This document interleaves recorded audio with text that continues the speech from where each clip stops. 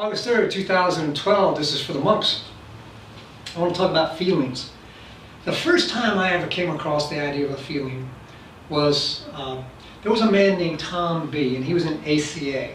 And I knew him from AA, and he had 12-stepped me into ACA. And I went into this meeting, and it was very strange compared to AA. It was not at all the rhythm I had been used to. And then afterward, Tom said to me, I got home and I called him, or he called me, and he said, you know, I'm getting in touch with my sadness. And he talked to me for 45 minutes about his sadness. And on the one hand, I thought like, ooh, ick. Like this is some left-wing commie California kind of conspiracy type thing. But I couldn't stop listening to him. It was just infinitely interesting. And so the next night I called him. And he said, I'm getting in touch with my neediness. Now, I didn't want to hear about neediness because I grew up 500 yards from where I live in the marina at the Presidio when it was still an active army base and men carrying rifles around. And they didn't stop and say, you know, I need to set my rifle down and check in about my neediness. That's just not what soldiers do. But Tom did that for 45 minutes and I couldn't stop listening to him. The next night I called him and he started talking about his loneliness. And the next night I called him, he started talking about hurt and how he was feeling of hurt. And he did that for 6 months. And finally, after 6 months, I very sheepishly say, I'm getting in touch with my sadness. And that was the beginning. That was the first feeling that I had. And I learned that from Tom B. And that opened my heart up. My body had been saved by AA. I had not died or gone to an institution or been insane because of AA. They saved my life, my body. But my heart was going to get saved by something different. And that was my feelings. And what I learned was this. There was a color wheel that you have when you're in second grade, red, blue, and yellow. And you put blue and yellow together and get green, blue and red together and get purple, and you can mix the colors. So those are the primary colors and secondary colors. And that's the way colors work. Feelings are the same way. There's 4 of them. Mad, glad, sad, afraid.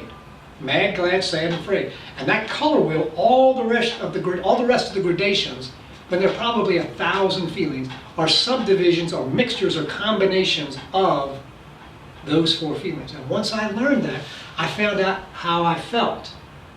And once I learned how I felt, I could be emotionally intimate with someone. And I started with Tom. And then there was a guy named Eddie from SLAA, and he knew about this too. And so Tom and Eddie and I would talk every day on the phone. And I learned to let them love me by sharing their feelings with me. And I loved them by sharing my feelings with them. And I learned to love and be loved because of feelings. And that was a whole new experience.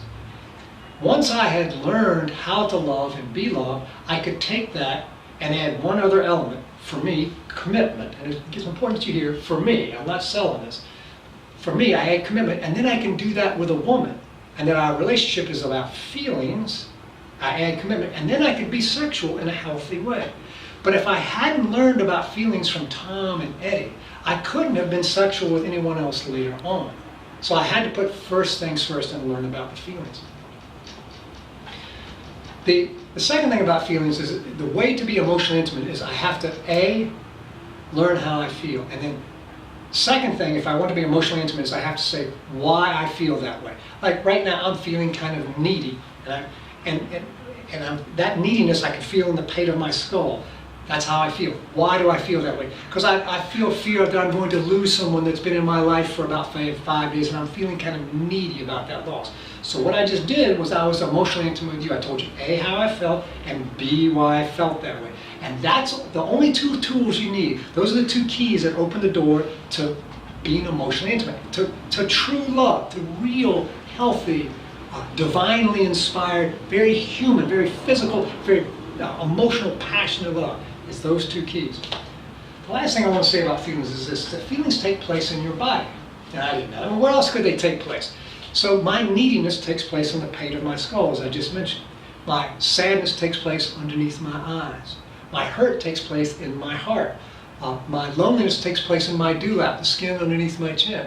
Sexually, I feel genital, anger, teeth clenching, hands clenching, chest bowing up. So my body, that my feelings take place in my body. So a lot of people say, well, I don't know how I feel. One of the ways to do that is just breathe in so that you can enter your body. The word spiritual comes from the Latin word spiritus, which means breath. So what you can do is breathe in and then listen and say, how in my body do I feel? So, for example, right now I can feel the neediness in my skull. So if you can't find your feelings, just stop and breathe and listen. See if you breathe and listen, see if you can find mad, glad, sad, or afraid. It's a learnable skill. And then you will be able to love someone